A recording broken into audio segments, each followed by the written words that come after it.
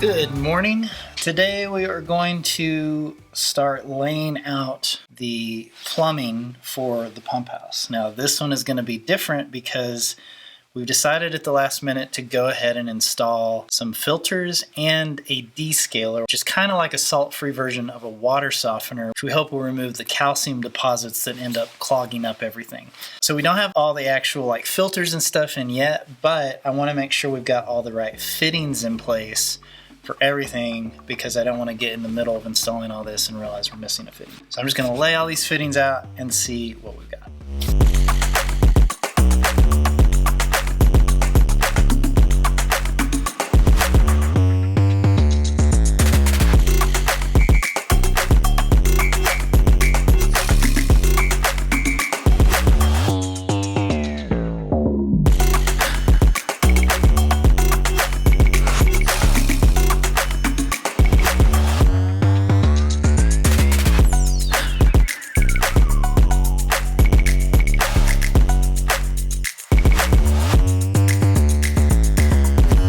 Do we finally get to plumb this dang pump house? Yes, version 3.0 of the pump house commences. Okay. Is that the right word? Yeah, it is the right word. Let's do a quick explanation. Okay. Things are changing. But we gotta go to the table and show all the layout. Okay. Okay. The water's gonna come out of the ground from the tank. We're gonna elbow up and go into this, which will connect through this into the pump. So it's all gonna be pressurized. It's going to go through here and it's going to come out. It needs to go into the big pressure tank first, and that's sort of the big difference from our other ones is since we have a filtration system, we need to pressurize first and then push through the filtration system. So it's going to come out of here, go through a shutoff, go into there, but it does need to tee off. So what's going to happen is it's going to fill that tank and then push through, and it's going to come over here and it's going to tee again. We're going to go through another shutoff, and then these are for all the filters. So there's the spin down sediment filter, the whole house filtration, and the descaler, which is kind of like a water softener, but it doesn't use salt or electricity. And then a shutoff on the other side. You'll notice there's two T's on the end, and so we're going to go around here and have another shutoff so that if we need to work on any of this, we can shut it off here and turn this on, and the water will still go through the system. It just won't go through the filtration. So after that, we're going to come down. We're going to go through another T out to the spigot that's going to come out of the back wall here that the Airstream will be connected to. And then off of that T, we'll go around to the front corner of the building with our last spigot. And that should be it. And so if we ever need to depressurize the system, what we'll do is we'll shut off this ball valve, we'll shut off the pump, and then we'll just run the water in the Airstream until that pressure is released. The biggest thing I'm worried about at this point is fitting the filters and the pressure tank in this space and having enough room to have all the fittings work properly. So let's see if we can figure it out.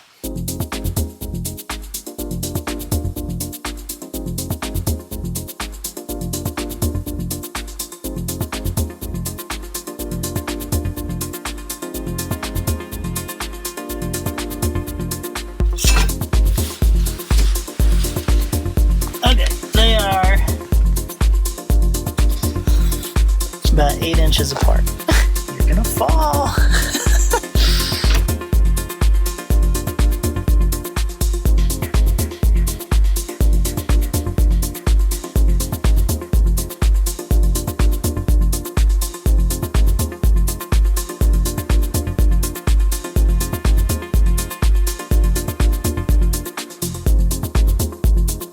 Okay, before we can do anything else, both of these filters need to be flushed. So we have to hook a garden hose up to them and flush out.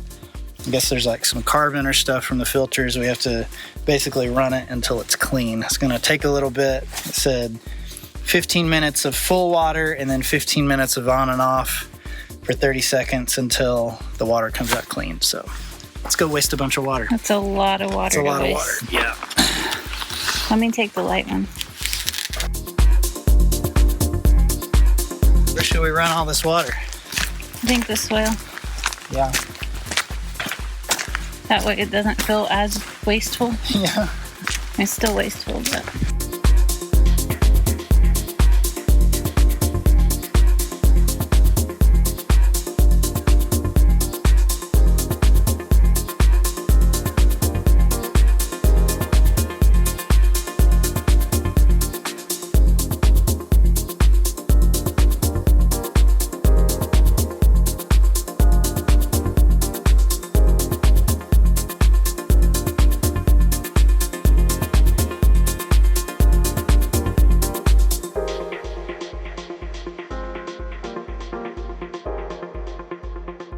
while we're waiting on those filters to get flushed out, we have a whole lot of threaded connections we need to make. Yeah, a ridiculous amount of threaded connections. So many. So we're gonna get our tape, and we've got some joint compound.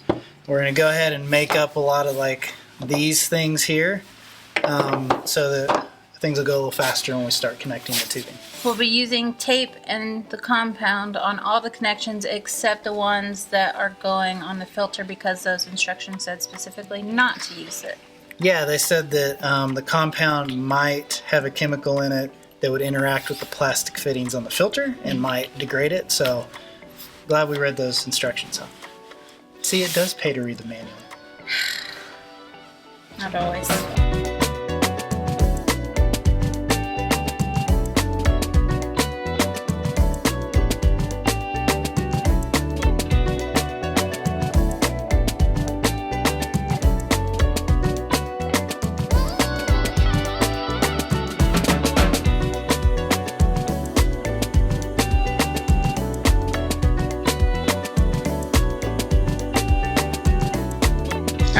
Been about 10-15 minutes. The water's running clear on that first filter. We had to turn the second one off because we don't have enough pressure to do two at the same time. So now it says you have to turn it on for 30 seconds, off for 30 seconds, on for 30 seconds, and do that for 15 minutes. So that's what I'll be doing.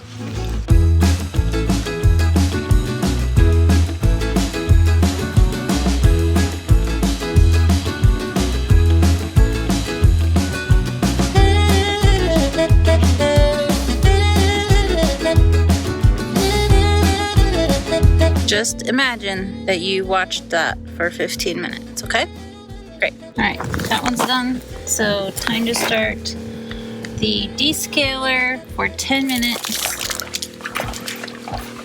And then I've got to do the 30 seconds on, 30 seconds off with this one in a little bit.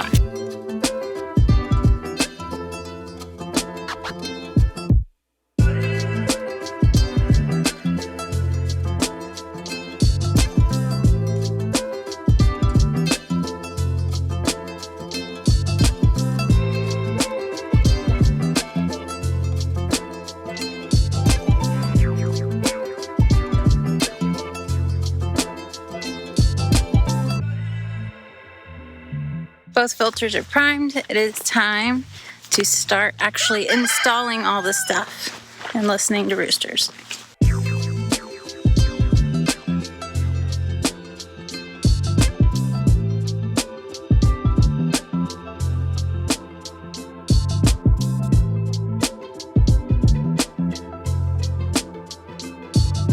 How many connections do you think are going to leak when we put this all together and pressurize it? Well, I think the biggest possibility is going to be the filters, since we can't put any pipe dope on them. Yeah. I feel pretty good about this install. I feel like we're not going to have any leaks. I feel like we're finally learning. Yeah, I think this one will be pretty good.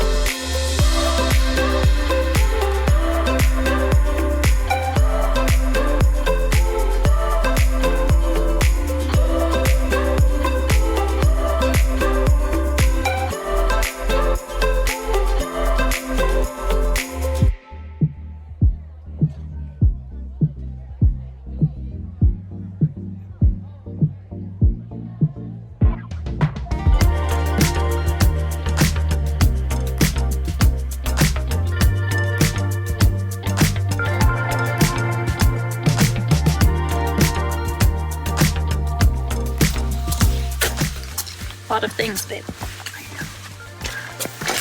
There's that. So tell me what you need. You need a short piece, right? Yeah, I think Here. so. Here you go. That's too short.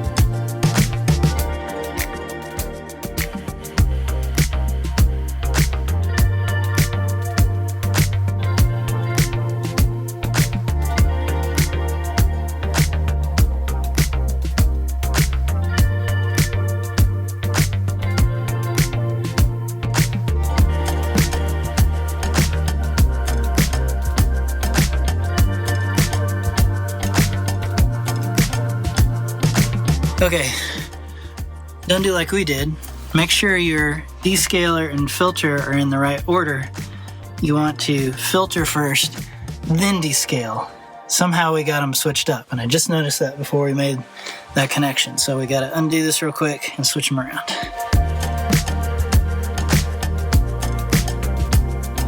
Is this the one?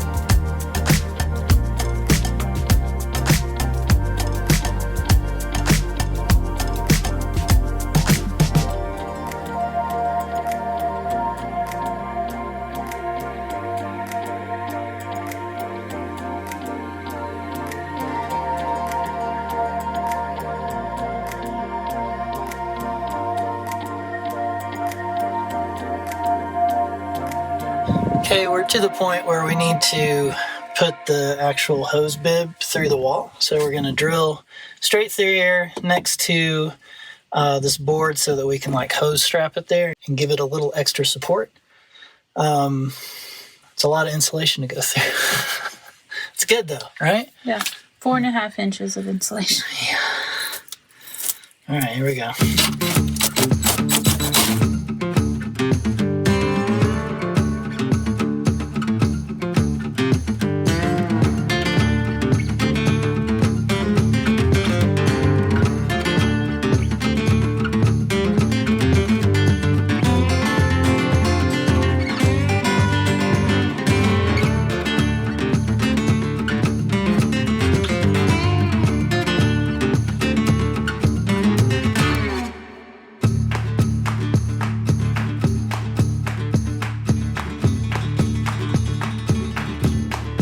It's time to look at our Mini 12-volt system for the pump house. Now we do have AC power that's running up into the pump house, but what we want to do is create some redundancy here so that if the power ever does go out, because that is centralized, all that power is inside the solar shed, the inverter ever needed to be worked on, we want to still be able to have pressurized water, right? And so this is a similar idea to our other pump houses. We have two other ones right now.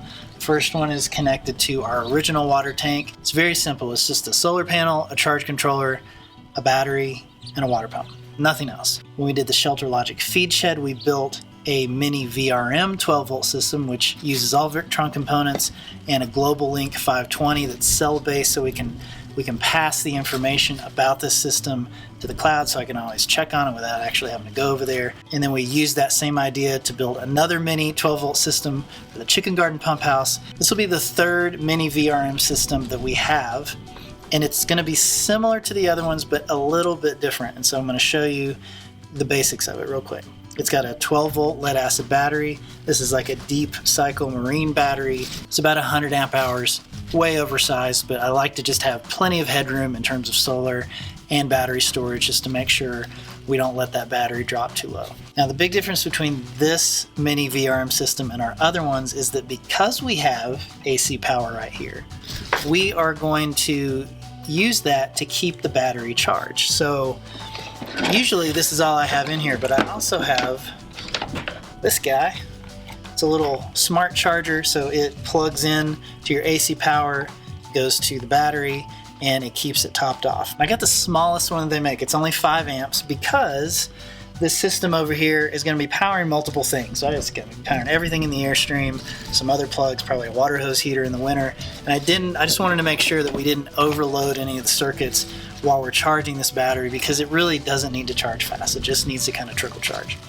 Now, on top of that, we are still doing solar. You can see there's a huge solar panel here. The only reason it's so big is because these panels from Santan Solar are so cheap. They're like 45 bucks. We had some left over from our big solar panel install, so I said, why not? Let's put it on there. So this will be a dual charging unit. If the AC power ever does go out, the solar will make sure that it stays charged up. So first, when we come out of the solar panels, we're going to go through the DC circuit breaker, and this is sized appropriately for the max amps that the panel is going to put out. Out of that, we're going to go into a Victron charge controller. This is a very tiny one, but it is also sized for the size of this panel and the volts and the amps that it's going to put out.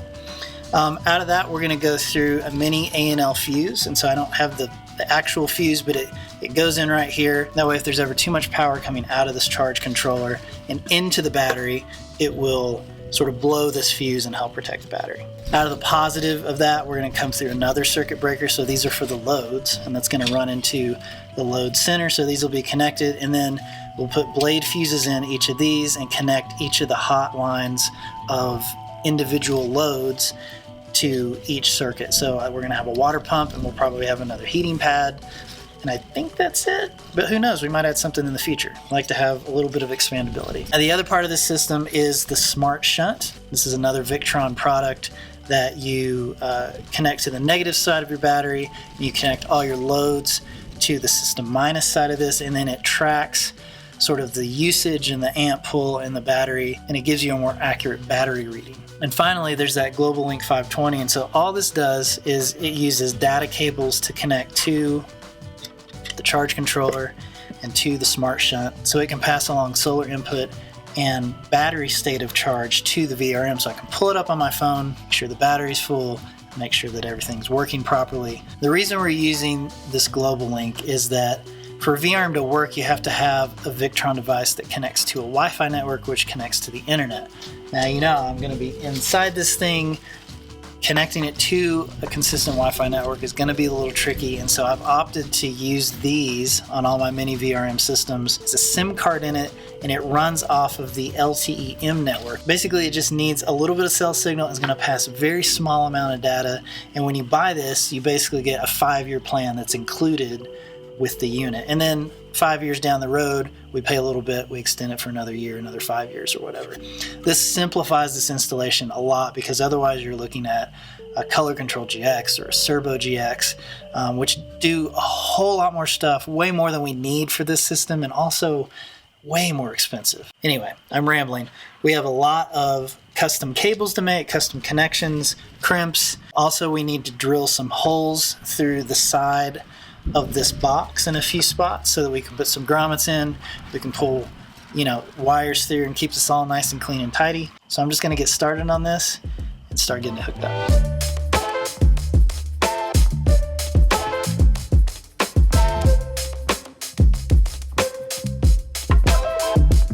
One reason I keep coming back to these storage boxes for these Mini 12-volt systems is that they're lightweight, but they're sturdy. They're easy to drill holes through and install grommets in because the walls are thin. They're fairly waterproof. I mean, they're not watertight, but like if you have the lid on it, I mean, unless the water comes up to the height of the lid, water's not going to get in if it's just raining on top of it, right?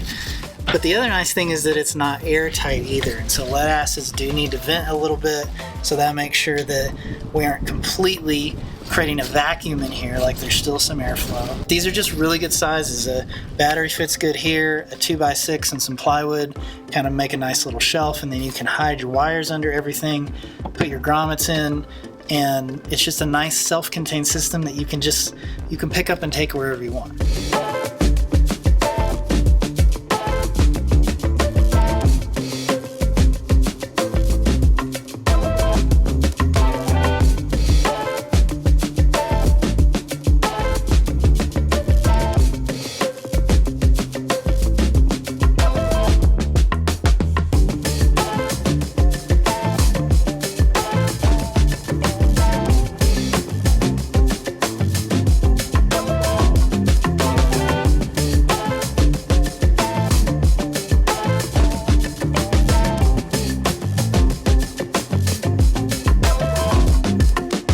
One thing I'm doing differently with this is adding a bus bar for my negative lines. This is a very large lug for the minus side. They're kind of hard to find sometimes, especially for a wire this small. So what I'm going to do is go ahead and put this on here, run the wire straight into this, and then all of my loads I can just individually add to this without having to take the whole thing apart. I think it'll make it a little bit easier.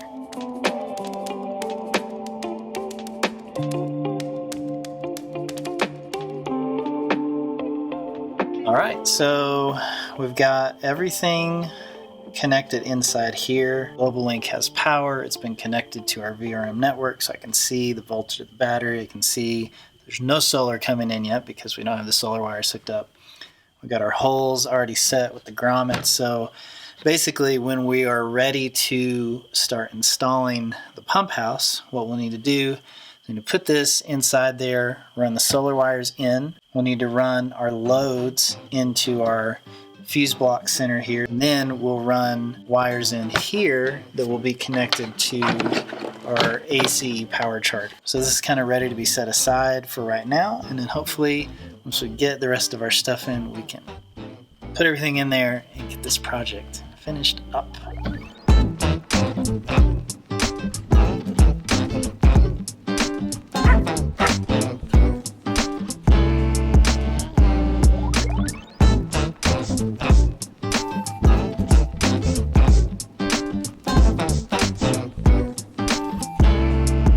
Today, we were able to finish the plumbing. All the things are hooked up. We haven't been able to test it yet because we still need to hook up power, and that's coming tomorrow because we're out of daylight and I can't handle the cold. The 12-volt system is already built, so it's just a matter of wiring the pump into a switch. Yeah, we had to knock out cut out an area for the switch on the outside. One last hole, yep. Yeah.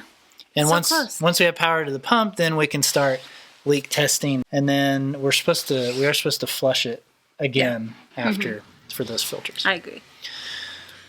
And then I can start filling this up because I don't think we're gonna have rain for a while. We need to get some water in this tank. We need to get water in our other tank. Water runs. Then can we move up here? Then we've got to get the ground prepped to pull the truck and the trailer up onto the pad. And no, we're not going to be done once we pull up the truck and trailer. We still have several other things that we need to get done. Like, we need to plumb the septic and all that. Like, there's a lot of things left to do. But we're on the downward slope. Yes, we are. Feels good. Feels good. So feels real good. Tomorrow, we're going to hook up that power. And then test everything. And then we can start, doing the finishing work on the pump house. Get all this crap out of here. Yeah, it's a mess. It's a mess. That's all for today. We'll see you in the morning to finish this dang pump house. It's very exciting.